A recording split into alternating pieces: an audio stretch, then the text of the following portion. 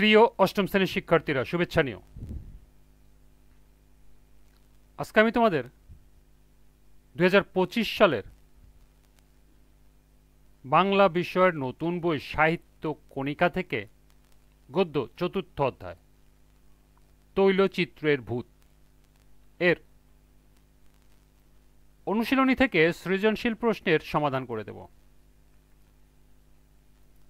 প্রথমে তোমাদের বলবো, যারা আমার চ্যানেলটি সাবস্ক্রাইব করো নাই তারা আমার চ্যানেলটি সাবস্ক্রাইব করবে এবং আমার সাথে থাকবে। তাহলে চলো আমরা ক্লাস শুরু করি। তৈলচিত্রের ভূত, সৃজনশীল প্রশ্ন। রফিক সাহেব শীতের ছুটিতে ভাগ্নি শাহানাকে নিয়ে গ্রামে বেড়াতে যান। রাতের আকাশ দেখার জন্য তারা খোলা মাঠে যান। অদূরে দেখতে পান মাঠের মধ্যে হঠাৎ এক প্রকার আলো জ্বলে ওঠে, তা সামনে এগিয়ে যাচ্ছে। ওটা কিসের আলো তা জানতে চাইলে শাহানার মামা বলে ভূতের। শাহানা ভয় পেয়ে তার মামাকে জড়িয়ে ধরে। মামা তখন তাকে বুঝিয়ে বলেন যে খোলা মাটিতে এক প্রকার গ্যাস থাকে যা বাতাসের সংস্পর্শে এসে জ্বলে ওঠে। শাহানা বিষয়টি বুঝতে পেরে স্বাভাবিক হয়। প্রথম প্রশ্ন, তৈলচিত্রের ভূত কোন জাতীয় রচনা? দ্বিতীয় প্রশ্ন, পরাশর ডাক্তার নগেনকে ভর্ৎসনা করলেন কেন? তৃতীয় প্রশ্ন, উদ্দীপকের শাহানা আর তৈলচিত্রের ভূত গল্পের নগেনের বিশেষ মিল কোথায় ব্যাখ্যা করো।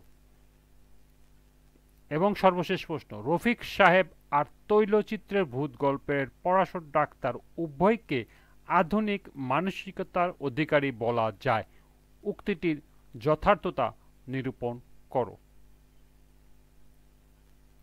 চলো এখন আমরা এই চারটি প্রশ্নের সমাধান দেখে নিই।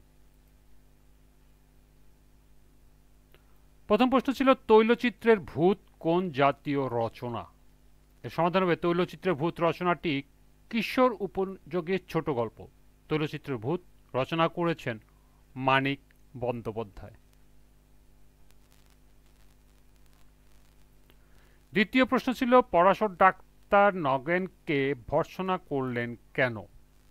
এর সমাধান হলো নগেনের বোকামির কারণে পরাশর ডাক্তার নগেনকে ভর্ৎসনা করলেন। নগেন তার মামার তৈলচিত্রে হাত দিয়ে বৈদ্যুতিক শট খাওয়ার পরে কোনো রকম যুক্তি দিয়ে বিচার না করে সেটাকে ভূতের কাজ বলে মনে করে। সে পরাশর ডাক্তারের কাছে গিয়ে এর সমাধানের জন্য যায়, কিন্তু তৈলচিত্রটি যে রূপার ফ্রেমে বাঁধা এবং বৈদ্যুতিক সংযোগ আছে তা সে বলে না। পরাশর ডাক্তার রাতের অন্ধকারে তৈলচিত্রটিকে স্পর্শ করলে তিনিও বৈদ্যুতিক শর্ট খান। তখন তিনি সামান্য বৈদ্যুতিক শর্ট না বোঝার জন্য এবং রূপার ফ্রেমে বৈদ্যুতিক সংযোগের কথা না বলার জন্য নগেনকে ভর্ৎসনা করেন।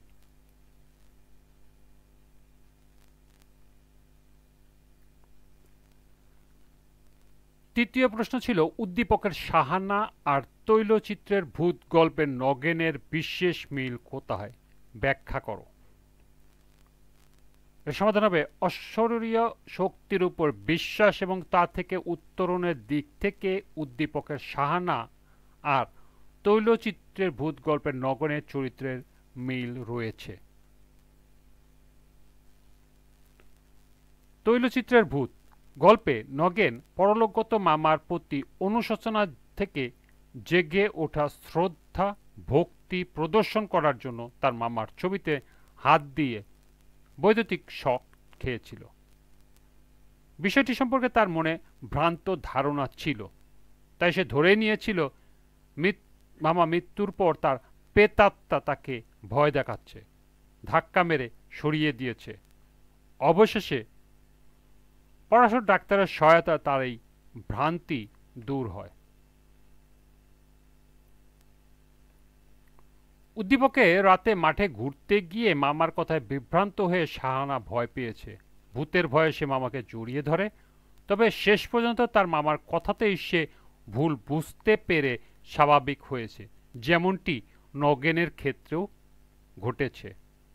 শাহানা মামা এবং গল্পের পরাশর ডাক্তার বৈজ্ঞানিক যুক্তি দিয়ে সমস্যার কারণ তুলে ধরেছেন, ফলে শাহানা ও নগেন সঠিক ধারণা পেয়েছে। সুতরাং বলা যায় উদ্দীপকের শাহানা ও তৈলচিত্রের ভূত গল্পের নগেনের মধ্যে বিশেষ মিল লক্ষ্য করা যায়।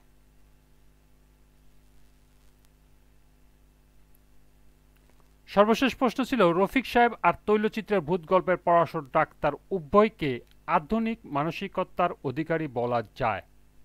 উক্তিটির যথার্থতা নিরূপণ করো।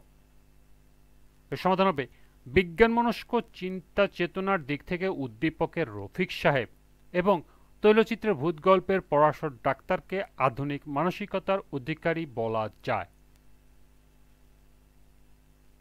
তৈলচিত্রের ভূত গল্পে নগেন ভূতের ভয় পেয়ে পরাশর ডাক্তারের শরণাপন্ন হয়। লেখক পরাশর ডাক্তারের বিজ্ঞানসম্মত বিচার বুদ্ধির মাধ্যমে স্পষ্ট করে তুলেছেন নগেনের ভূতে বিশ্বাস ও কুসংস্কারের ভিত্তিহীনতাকে। তিনি তাকে ভয়ের প্রকৃত কারণ সম্পর্কে অবহিত করেন, ফলে নগেন শঙ্কামুক্ত হয়। উদ্দীপকে রফিক সাহেব তার ভাগ্নি শাহানাকে নিয়ে গ্রামে বেড়াতে যান। খোলা মাঠে হঠাৎ এক প্রকার আলো জ্বলতে দেখে কৌতূহলবশত শাহানা জানতে চায় ওটি কিসের আলো। তার মামা ভূতের আলো বলে মজা করলে শাহানা ভয় পায়। পরে মামা বৈজ্ঞানিক যুক্তি দেখিয়ে বলেন, মিথেন নামক এক প্রকার গ্যাসের সঙ্গে বাতাসের সংস্পর্শে এরকম আলো জ্বলে বলে তার মামা শাহানাকে জানায়। এতে শাহানা স্বাভাবিক হয়। উদ্দীপকে রফিক সাহেব ও তৈলচিত্রের ভূত গল্পের পরাশর ডাক্তার উভয়ই যুক্তিবাদী মানুষ।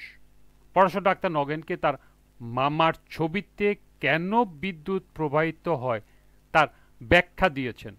রফিক সাহেবও শাহানার ক্ষেত্রে একই কাজ করেন।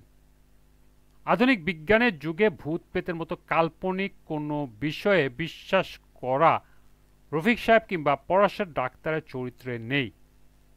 তারা বৈজ্ঞানিক যুক্তি দিয়ে এসব ঘটনা বিচার করেছেন। এসব ঘটনার প্রেক্ষিতে তাদের দুজনকে আধুনিক মানসিকতার অধিকারী বলা যায়। এই ছিল সৃজনশীল 4টি প্রশ্নের সমাধান।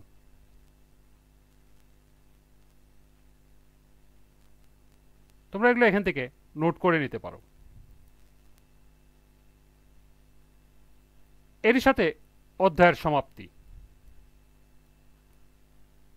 আজকের ক্লাসটি এ পর্যন্তই।